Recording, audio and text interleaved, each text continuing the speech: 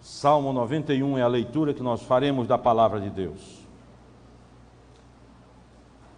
O que habita no esconderijo do Altíssimo e descansa à sombra no Onipotente, diz ao Senhor, meu refúgio e meu baluarte, Deus meu em quem confio. Pois ele te livrará do laço do passarinheiro e da peste perniciosa.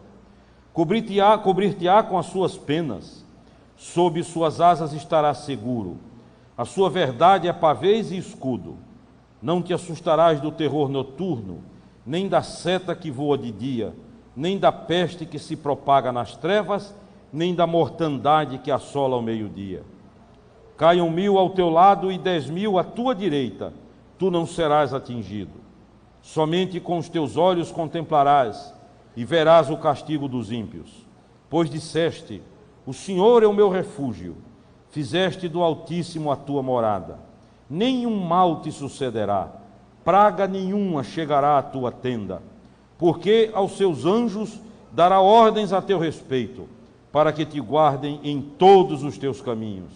Eles te sustentarão nas suas mãos, para não tropeçares em alguma pedra. Pisarás o leão e a áspide, calcarás aos pés o leãozinho e a serpente. Porque a mim se apegou com amor, eu o livrarei, pô-lo-ei a salvo, porque conhece o meu nome. Ele me invocará e eu lhe responderei. Na sua angústia estarei com ele, livrá-lo-ei e o glorificarei. Saciá-lo-ei com longevidade e lhe mostrarei a minha salvação. Amém? Podem sentar, amados irmãos.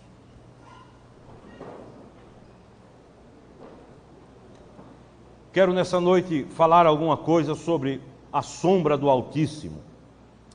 Meus amados irmãos e amigos, nós vivemos neste mundo, neste planeta, cercado de perigos. Há perigos por todos os lados, há perigos de toda sorte. Se eu fosse enumerar os perigos que nos ameaçam durante dia e noite, noite e dia, eu certamente tomaria muito tempo, mas bastaria que nós disséssemos alguns que este salmo nos faz ver. De acordo com o Salmo 91, nós vivemos no mundo, na terra, sujeito a perigos biológicos, a perigos de enfermidades. É o que nos mostra os versos 3 e 6. Fala da peste perniciosa, fala da doença, fala da enfermidade que de forma repentina ataca.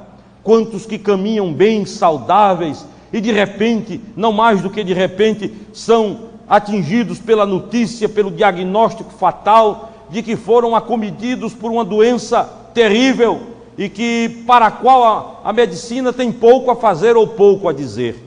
Outros são tomados por enfermidades psicológicas, mentais, emocionais e vão definhando, se deprimindo e até chegam à morte, porque nós estamos cercados de perigos biológicos, da peste sobre a qual nos fala o Salmo 91. O verso 12 nos diz que estamos cercados de perigos circunstanciais. É o perigo de tropeçar em alguma pedra, é o perigo de caminhar na vida e de repente se quebrar num problema, de repente ser atingido por uma dificuldade, tropeçar numa circunstância e ver o sonho desmoronado, ver os projetos quebrados, ver os anseios, as ambições, aquilo pelo que se lutou, pelo que se batalhou, onde se investiu dinheiro, e não só dinheiro, mas sobretudo vida, tempo, desaparecer, porque houve um perigo circunstancial que derrubou.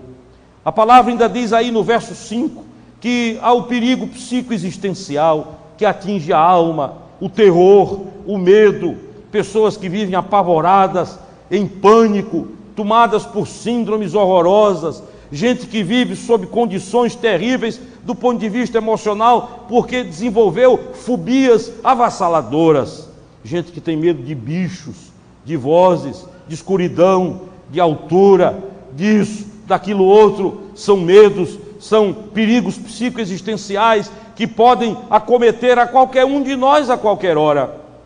É possível que muitos de vocês conheçam pessoas que eram mentalmente saudáveis, mas que de repente sucumbiram a um perigo psicológico.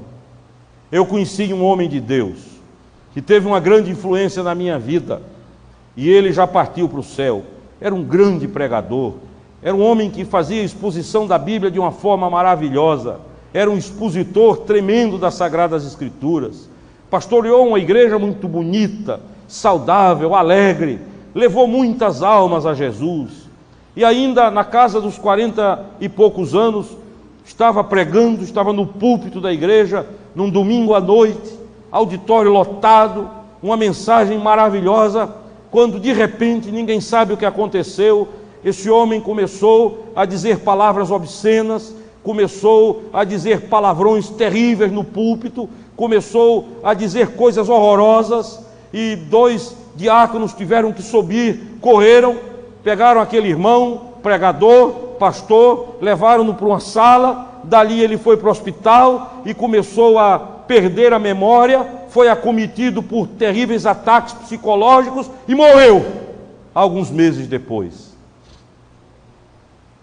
Tão bem, de manhã no domingo pregou como só ele sabia pregar, impactou a igreja com uma mensagem tremenda. À noite desenvolvia o sermão de uma forma maravilhosa, quando de repente alguma coisa aconteceu, alguma coisa o atacou, desconectou-lhe a mente, e aquele amado e querido irmão, que foi um dos que impuseram as mãos sobre minha cabeça na minha ordenação, desequilibrou-se mentalmente até a morte, e nunca mais voltou para casa, nunca mais ocupou o púlpito, nunca mais pôde falar do Senhor Jesus. Perigos sociais. Observem o que diz o verso 7, caiam 1000 ao teu lado e 10.000 à tua direita. Aqui não se fala apenas de queda física, mas de falência, queda da empresa, perda de emprego, são quedas de forma generalizadas, pessoas que estão muito bem na vida, equilibradas,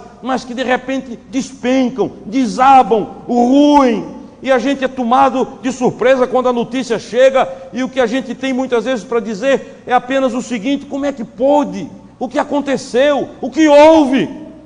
São os perigos, e perigos espirituais é que nos mostram os versos 13 e 10, ataques do diabo, pragas malignas, ataques do inferno, e o laço do passarinheiro que está sempre armado. E se nós não tivermos segurança, e se o Espírito de Deus, por sua graça, não nos guardar, nós pisaremos no laço e estaremos presos. E não há coisa terrível, mais terrível do que o laço do passarinheiro. O laço do passarinheiro é aquele que nos prende ao pecado, e que muitas vezes dizemos: agora eu saio, e a gente tenta dar um passo e cai de novo. Agora eu vou, aí tenta dar um passo ou dois, cai outra vez. Agora eu caminho, mas o laço do passarinheiro prende. E este salmo diz aí no verso 13 e no verso 10, que o laço do passarinheiro e os ataques do diabo são perigos espirituais que cada um de nós enfrenta. O fato é que nós vivemos um estado de guerra, o fato é que nós vivemos num campo de beligerância, nós vivemos atacados, há perigos por todos os lados. E como vencer isso? O verso 1 nos ensina, em primeiro lugar, que a forma de vencer isso é saber quem é Deus, é conhecê-lo, é ter uma relação pessoal com Ele. Em segundo lugar, diz o próprio verso 1, é usufruir, não apenas conhecer, mas sobretudo usufruir o que habita no esconderijo do Altíssimo e descansa à sombra do Onipotente. Esse é um lugar seguro. Não há fortaleza, casamata, trincheira mais seguro do que a sombra do Altíssimo. Amém? A escritora holandesa Corrie ten Boom conta que na Segunda Guerra Mundial, quando a cidade de Amsterdã foi atacada pelos alemães e um bombardeio horroroso aconteceu, ela ainda jovem, quando pressentiu as bombas que iriam cair sobre a cidade, ela correu para o seu quarto, que ficava lá no teto quase da casinha onde eles moravam, e agarrou-se com o seu travesseiro, porque ela tinha no coração e na mente a seguinte ideia: minha cama, meu quarto e meu travesseiro são os lugares mais seguros do mundo. E qual foi o seu espanto quando ela abriu a porta do quarto e entrou?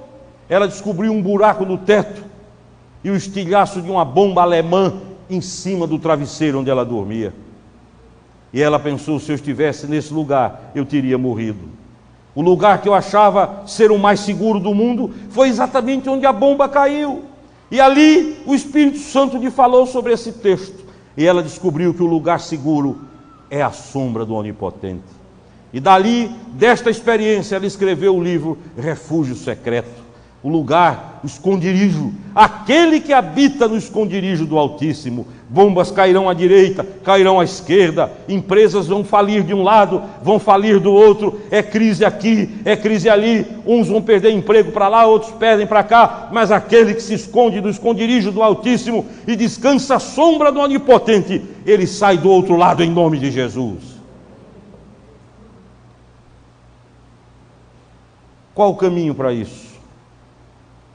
O salmista diz que, em primeiro lugar, é ter pessoalidade na relação com Deus. Deus não é uma coisa vaga, uma energia. Deus, fala-se em Deus como se fosse uma coisa distante. A expressão que ele usa é meu Deus. Ele é meu Deus. Ele é o Deus da minha vida. Não apenas isso, em segundo lugar, ele diz, não é só ter essa relação pessoal, mas é confiar. Ele diz, Deus meu, em quem eu confio. Não apenas é meu, mas tem a minha confiança. O que ele fizer, eu assino embaixo. Hudson Taylor foi um grande missionário. Evangelizou a Índia e a China. E um dia o Espírito Santo disse a Hudson Taylor, você vai viajar para a cidade tal. Aí Hudson Taylor disse, como? O senhor não tem dinheiro. E o Espírito de Deus falou ao coração daquele velho missionário e disse, isso não é problema seu, é problema meu. Vá para a estação, entre na fila para comprar a passagem de trem. E lá foi Hudson Taylor, sem um centavo no bolso. Tinha nada. Ficou na fila, 20, 30 pessoas na frente. E a fila começou a andar e ele foi ficando agoniado. E a fila andando e ele agoniado. E ele dizia, pai, tu sabes que eu confio em ti, mas eu sou carne, sou osso, sou homem, sou humano. E de repente faltavam 5, 4, 3, 2 e 1 na frente dele. E Hudson Taylor lembrou desse salmo e disse, eu não sei o que vai acontecer, mas eu confio em ti. Quando aquele que estava na frente comprou o bilhete, apareceu um crente saído, ninguém sabe de onde, entregou um envelope e disse, meu irmão, missionário, há muito tempo que eu lhe procuro para dar essa oferta, mas só agora lhe encontrei, desculpe a hora e o lugar, mas eu estou correndo, não tem tempo. Ele disse, aleluia. Comprou a passagem, viajou e com dinheiro sobrando no bolso. Eu conheci um assim, um velhinho chamado Bengali, já falei dele aqui, cabelo branco. E já contei a história dele. Quando ele disse, o senhor disse, você vai para o aeroporto do Galeão, você vai viajar para tal cidade. Lá foi Bengali, foi para a FAB, e o capitão da FAB lá, da aeronáutica, disse, o avião está lotado. Ele disse, não me interessa, eu sei que eu vou. E o capitão começou a desdenhar, e Bengali sentou num banco da base aérea do Galeão, e daqui a pouco o avião decolou, foi embora. E o capitão veio irônico, rindo, disse, eu não disse ao senhor que isso era bobagem? Homem, vá para casa que o avião já viajou. Bengali disse, não, eu não vou, porque eu vou viajar naquele avião. Eu conheci Bengali. Bengali disse que ia para Israel de Kombi e foi.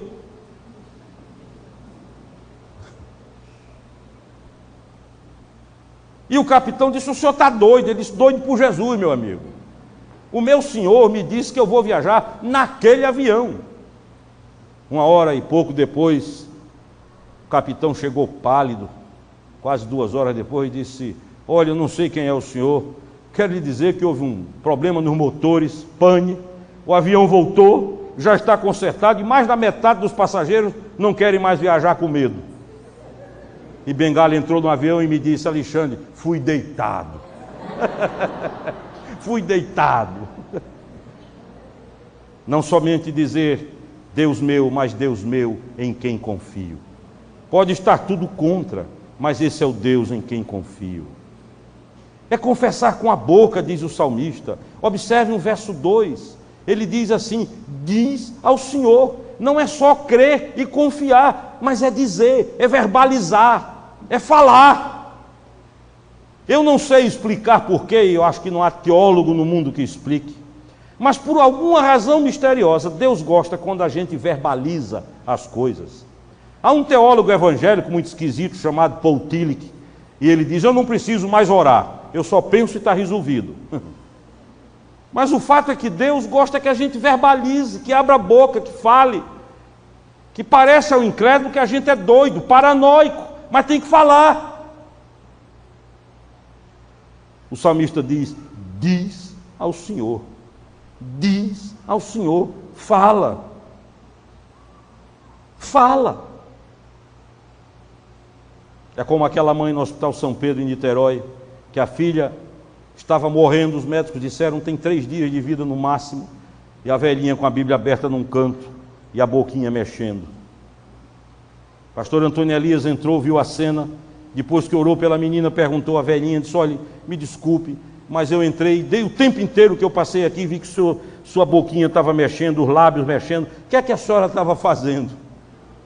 E a velhinha disse: pastor, me desculpe, mas desde que eu entrei aqui, que os médicos disseram que não tem jeito, que não tem cura, que ela vai morrer, que o Espírito Santo botou na minha cabeça, no meu coração, que eu vou ficar aqui dizendo: não temas crer somente, não temas crer somente, não temas crer somente, e eu vou dizer isso até minha filha sair daqui. E 5 dias depois saiu curada.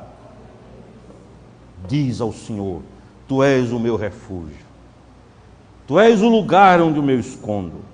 Meu irmão, confiar é crer. Quem confia, crê. Se alguém não confia, não crê. Se a gente crê, confia.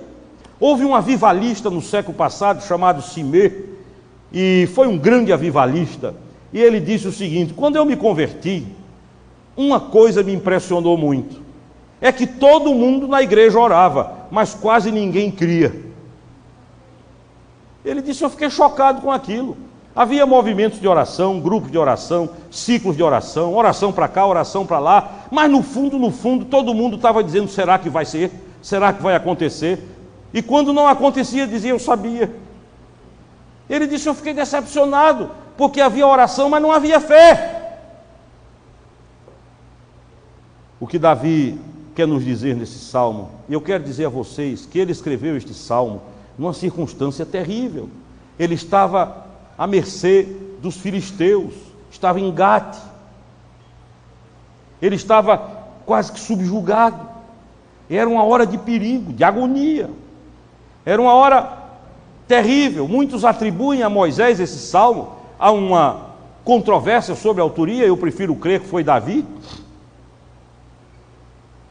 e ele aponta aí o que acontece. Preste atenção, você que está aqui hoje à noite, e que já foi acometido por alguma dessas setas, ou doença, ou circunstância, ou problemas na alma, ou problemas da caminhada, ou problemas espirituais, e que foi atacado por medo, por pavor, por insegurança, por dúvida quanto ao amanhã. Davi diz que quando a gente confia no Senhor, quando a gente vai para o esconderijo do Altíssimo, 4 coisas acontecem. Em primeiro lugar, diz ele aí no verso 2, que nós somos cercados por um poderoso aparato de proteção espiritual. Amém?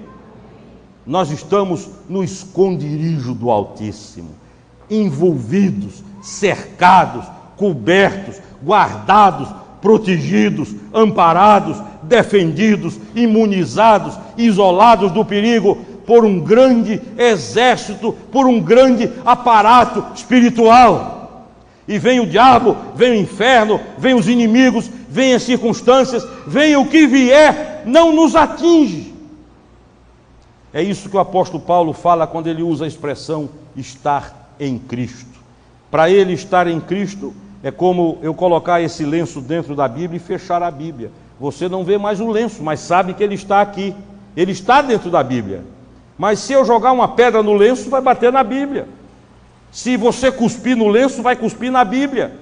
Se você jogar água no lenço, primeiro vai molhar quem? A Bíblia. Isso significa, do ponto de vista paulino, estar em Cristo. é estar guardado, protegido, escondido, oculto, trancado ali, hermeticamente guardado de todo ataque do mal. Você quer ficar livre de todo ataque do mal? Quantas pessoas com medo de despacho, de olho grande? E as pessoas ficam ridículas para se defender disso. Outro dia eu conversava com um médico que via uma pirâmide de cristal. Eu sabia para que era, mas perguntei, disse, para que é que o senhor tem isso aí? Já, para me livrar dos maus espíritos. Digo, muito bem. Há outros que enchem a casa de cabeça de alho, sal grosso. Eu fico impressionado como as pessoas têm capacidade para crer nesses absurdos e não têm capacidade para crer na verdade simples da palavra. Para crer em Jesus é uma dificuldade, mas para crer em alho, sal doce, cristal, pé de coelho, meu irmão, meu amigo, você quer ficar protegido de todo ataque do diabo, vá para o esconderijo real, que é habitar à sombra do Onipotente. Em segundo lugar, ele diz que quando nós habitamos nesse esconderijo, nós somos acompanhados na vida por agentes espirituais. Agentes espirituais. A palavra de Deus diz que aos seus anjos dará ordem a teu respeito para que te guardem todos os teus. Você vai fazer como fazem os governadores. Quando o governador chega, na frente vem o quê? Os batedores nas motos. Você, meu irmão, vai ter anjos como batedores. Os anjos vão na frente, abrindo caminho, espantando demônio, afugentando espírito maligno, acabando com todas as ciladas, desarmando bomba, destruindo minas que vão explodir para provocar um acidente, para destruir sua vida. O diabo vai ficar desmoralizado, porque os anjos do Senhor serão os seus batedores. Aos seus anjos ele dará ordem. Ele vai dizer, olhe, anjo fulano de tal, Clóvis vai viajar, vocês dois vão na frente do carro dele. Com batedores desse tipo vem o inferno todo. O Senhor Jesus disse, eu irei sempre adiante de vós. Meu irmão, quem tem Jesus na frente, pode vir o que vier. Satanás sabe que eu de mim não tenho força, eu sou fraco como um grilo.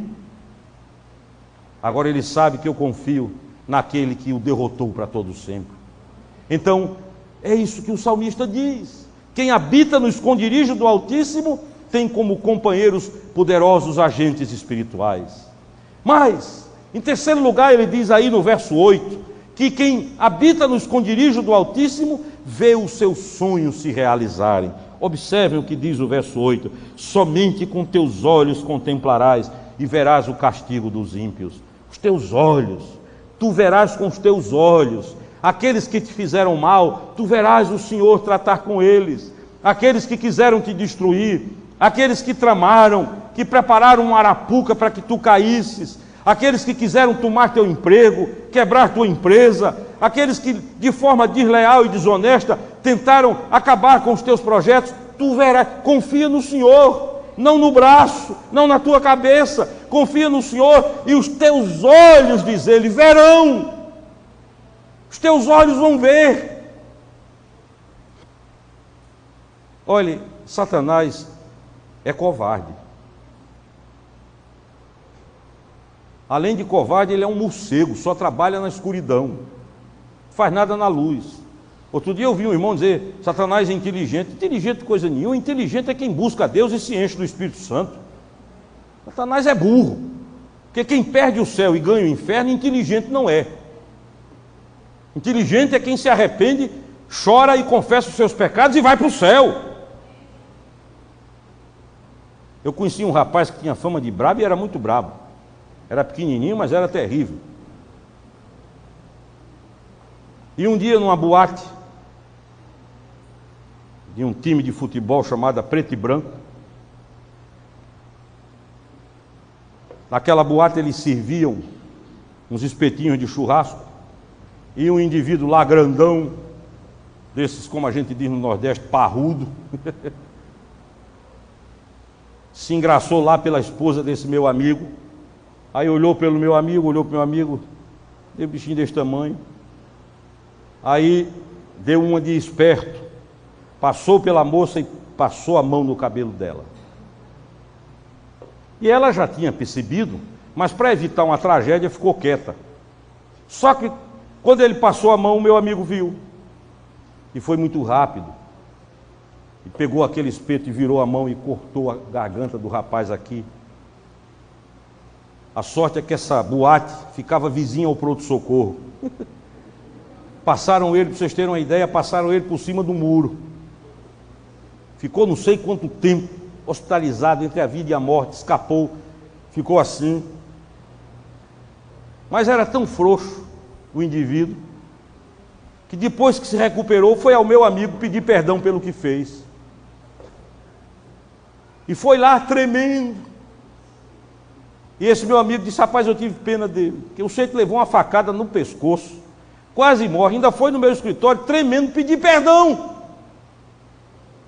O diabo é assim, é brabo para quem tem medo, mas se você bater o pé em nome de Jesus, a carreira é grande. Há muitos crentes que estão querendo fugir do inimigo. Meu irmão, ele é que foge da gente.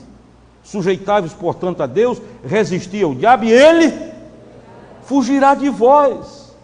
Submeta-se a Deus, vá para o esconderijo e você verá com seus olhos a vitória do Senhor sobre os seus inimigos. E depois, do verso 13 ao 16, ele mostra que quem se esconde no esconderijo do Altíssimo tem constantemente livramento e salvação. Aleluia. Verso 14 diz: porque a mim se apegou com amor, eu o livrarei. Pô-lo-ei a salvo, porque conhece o meu nome. Ele me invocará e eu lhe responderei. Na sua angústia eu estarei com ele, livrá-lo-ei e o glorificarei. Quem está dizendo isso é Deus. Saciá-lo-ei com longevidade e lhe mostrarei a minha salvação. Amém. O que Deus está dizendo, que o salmista fala, é o seguinte: quem habita no esconderijo do Altíssimo vai caminhar na vida sendo salvo e liberto todo dia. É livramento de uma coisa, livramento de outra. A gente não tem ideia. Lá na eternidade a gente vai saber do que Deus nos livrou, do que Deus nos salvou diariamente. E o texto termina dizendo: vai morrer cansado de viver, farto de dias. Farto, vai ter fartura de dias. Quando minha velha foi para o céu, eu tive com ela, com Carmen, conversando com ela poucas horas antes, 91 anos de idade. Quando ela partiu, eu chamei o médico, meu amigo de infância e adolescência, e disse: Evandro, foi que houve? Por que foi que minha mãe morreu? Aí ele, muito íntimo, disse: tem uma máquina de calcular aí? Eu digo: não. Ele disse: Ximenes, pega uma máquina de calcular. Um coração bate 80, 90 vezes por minuto. Multiplica isso por 91 anos, o que é que você quer mais, meu amigo? Aí eu disse: é verdade. Obrigado, Senhor, pela vida farta que minha mãe viveu. Quem vive no pecado, preste atenção, corre o risco de partir muito cedo. O pecado ceifa vidas. Há muita gente que está morrendo cedo por causa de pecado. Pecado encurta a vida. Pecado secciona a existência. Mas a palavra de Deus diz que a vontade de Deus é que aqueles que caminham com o Senhor e se escondem à sua sombra tenham fartura de dias, ficam abusados de tanto viver. Papai dizia: eu não tenho medo da morte, eu só não gosto dela. E aí diziam: por quê? Porque eu não nasci para morrer, eu nasci para viver. Alguns anos atrás, um pastor amigo meu, Gerson Barbosa, ele foi orar por uma mulher crente, muito velhinha, já beirando os 100 anos, numa rede, toda encolhidinha. Aí Gerson começou a orar e dizia: Pai, abençoa a tua serva. E ela dizia: Amém. Oh, Senhor, enche esta serva do Espírito Santo. Ela: Amém. E Gerson, invocando promessa da palavra de Deus sobre aquela irmã, Ela estava meio doente, já com quase 100 anos. E Gerson disse: pai, se for da tua vontade, cura. Ela: amém. Mas se não for, prepara e leva. Ela: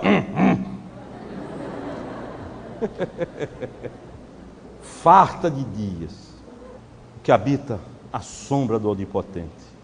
O que é que ele diz ao Senhor? Tu és o meu baluarte, Deus meu, em quem confio. Amém?